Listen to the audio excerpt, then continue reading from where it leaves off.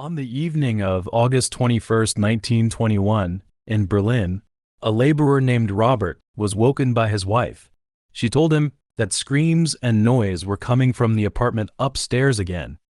The man who lived above them was Carl Großmann, an ugly old man in his 50s, usually silent and did not talk much to his neighbors. What they remembered most about him was that he always had a bad smell around him, and that every so often he would bring home different women, all of whom looked very young and all seemed to be very poor. Sometimes people would hear some noise and screaming from his room, but no one paid much attention, because this area was known for its high crime rate. Lots of sex workers and violent sex trafficking was common. But this time, the commotion was louder than usual.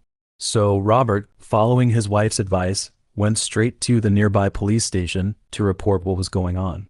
Then, two police officers, Klein and Ernst, came back with Robert to the apartment at 88 Langstrasse, a cheap tenement building where Großmann rented a single room that used to be a kitchen on the third floor. After they got up to the third floor, the two officers knocked on the door over and over, and no one answered, so they forced the door open. Großmann's room was not big, about 20 square meters.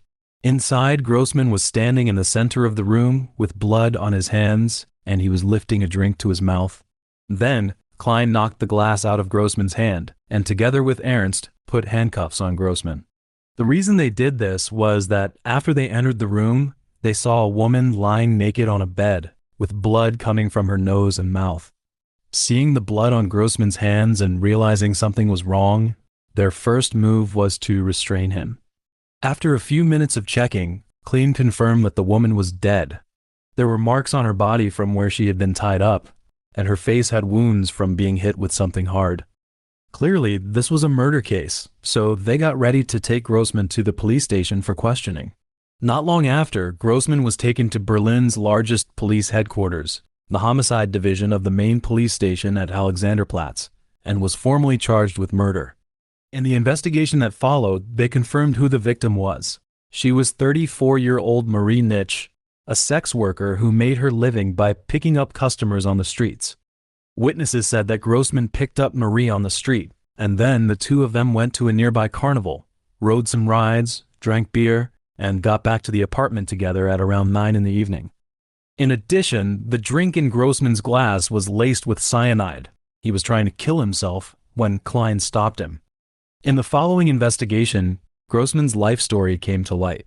He was born on December 13, 1863, in a poor town in the northern part of Berlin. His father was a scavenger and also a well-known violent man around town. He drank, he got into fights, he had a bad temper, and when he was drunk, he would beat his wife and kids with fire tongs. Großmann had 6 brothers and sisters in total, and the one he was closest to was his half-brother Franz, who was the main person who talked about Großmann's childhood. Franz said that their father especially hated Großmann because Großmann's ugly face looked too much like his own. The father could not stand having his kids look so much like him, so Großmann was often on the receiving end of his father's beatings. There were 2 things from childhood that Franz never forgot. When Großmann was 6 years old, they went to work together at a local slaughterhouse. Their job was to catch the pig's blood in a bowl. According to plan, they were supposed to do so when the butcher cut the pig's throat. However, Großmann pushed him out of the way, opened his mouth, and drank the pig's blood, and then Großmann started shaking all over like he was having a seizure. It only stopped when some adult workers pulled him away from the pig. Another time, when they caught an injured hare, Franz was getting ready to kill it and cook it for food. But as he was doing that, he saw Großmann standing nearby. He staring hard at the hare as it twitched, with a strange look of pleasure on his face.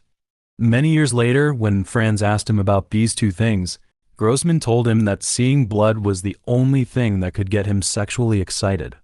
In 1876, Großmann entered a local butcher shop as a slaughtering apprentice.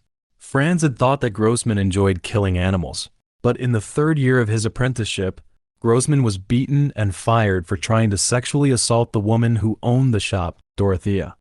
Later, Franz got Großmann's side of the story.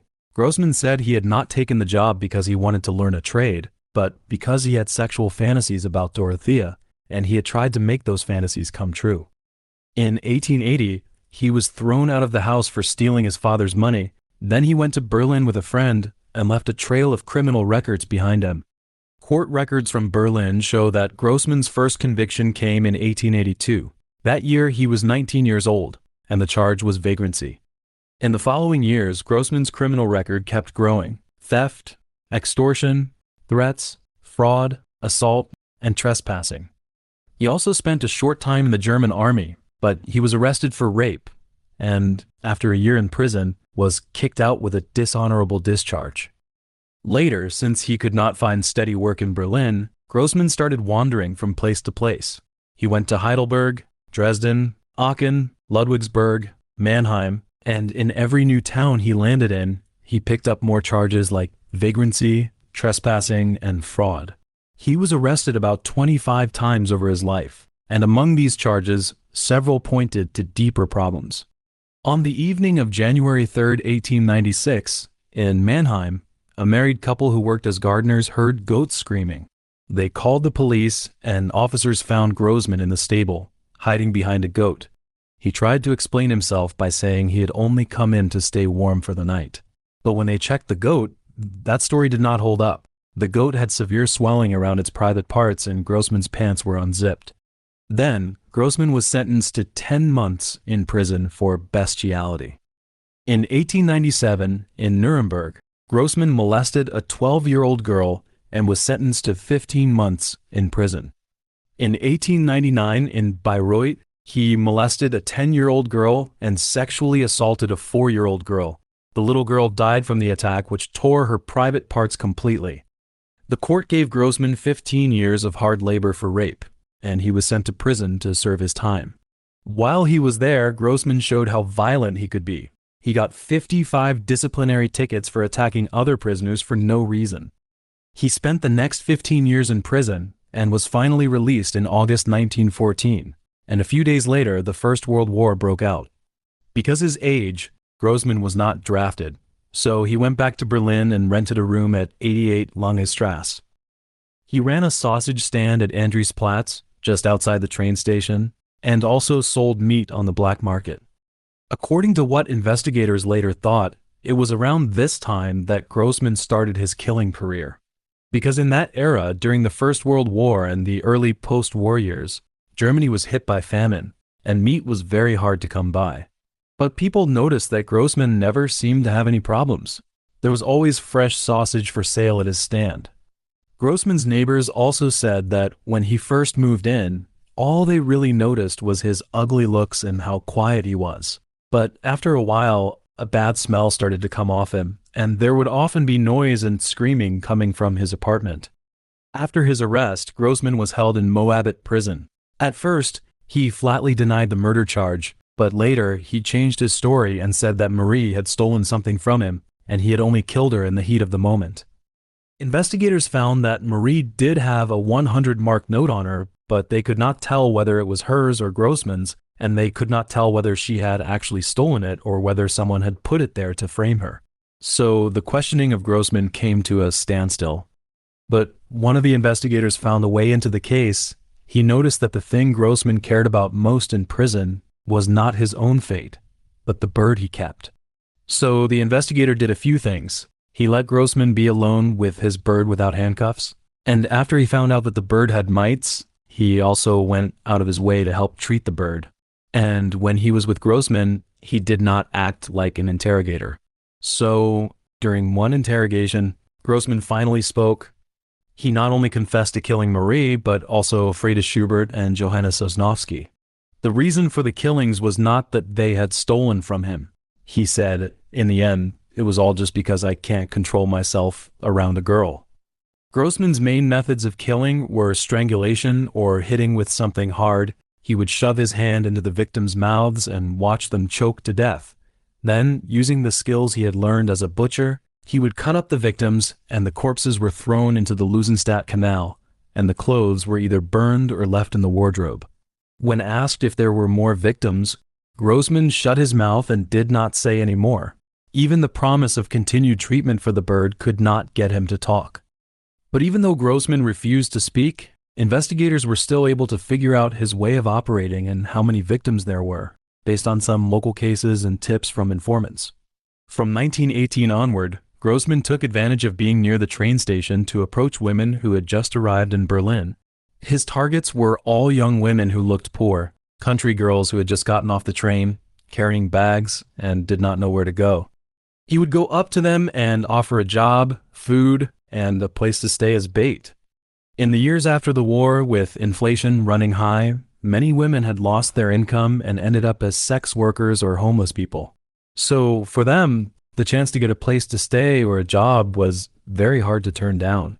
Some survivors later said that they really did think they were going to get work, but after he took them back to his apartment, at some point he would drug them or just overpower them to rape them.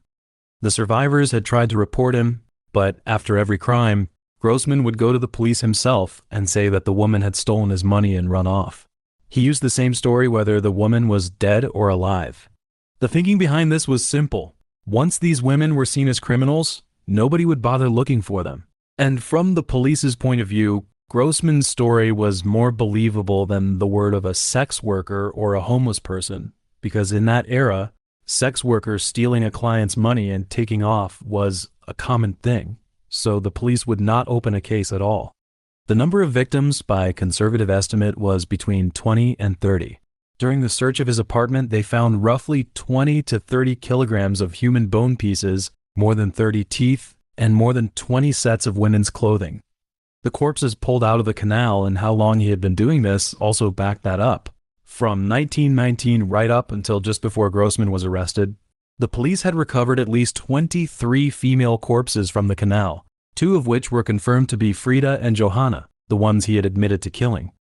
On July 3, 1922, Großmann's trial began. The court called in his neighbors, his colleagues, and more than 10 surviving victims to give their testimony. In court, Großmann took back his earlier confession on the spot and went back to his original story that he had killed because the victims had stolen from him, and he said that all the witnesses were either greatly exaggerating or making things up. But on the 3rd day of the trial, the morning of July 5th, the bailiffs found Großmann dead in his cell at the detention center. He had made a rope from his bedsheet, tied it to a nail in the doorframe, hanged himself. Großmann never left behind a full confession. The number of his victims remained a mystery, because after his death, the exact count could no longer be confirmed. In the chaos of Berlin at that time, an old butcher who could not control himself around women, living in a cheap apartment near the train station, maybe took 20 lives, maybe more. No one ever really knew. After Großmann's death, rumors about him spread quickly. The one that spread the farthest and lasted the longest was that he had used human flesh in his sausages. Although there is no evidence to prove it, the rumor never disappeared. It satisfied people's imagination. A butcher slaughtering women like animals and then selling them to customers to eat.